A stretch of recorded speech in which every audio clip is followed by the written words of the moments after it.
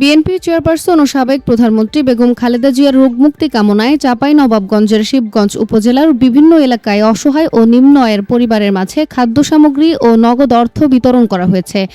শুক্রবার সকাল থেকে দুপুর পর্যন্ত উজিরপুর ইউনিয়নের বিভিন্ন এলাকার আশ্রয় প্রকল্পের প্রায় 350 পরিবারের মাঝে এই সহায়তা পৌঁছে দেওয়া হয়।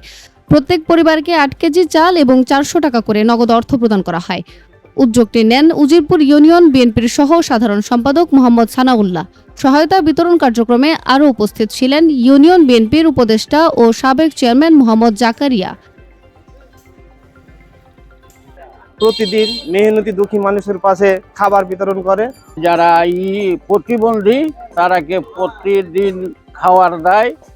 তার কার্যকলাপ অনেক ভালো লাগে এবং তিনি চলছেন এসব জায়গাতে যতগুলা পাগলা প্রতিবন্ধী খ্যাপা যারা থাকে তাদেরকে আমি খাবার বিতরণ করি।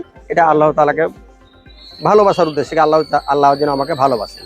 আর এটাও আমার আছে যে আমি প্রতিবন্ধী মানুষদের মাঝে খাবার বিতরণ কর্মসূচিটা অব্যাহত রাখি।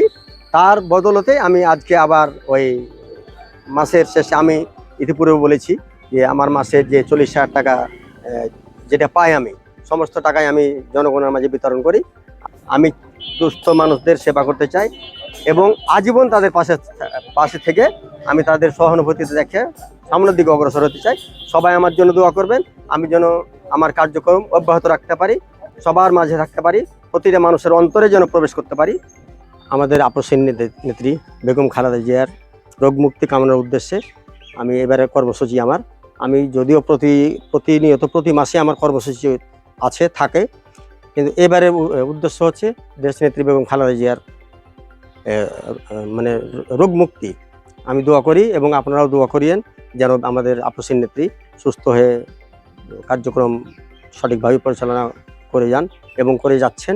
এবং দেশনায়ক তারেক রহমানের জন্য মঙ্গল কামনা করি, তিনিও যেন সুস্থ থাকেন, দেশ পরিচালনায় সচেষ্ট হয়ে সামনের দিনে অগ্রসর হতে পারে।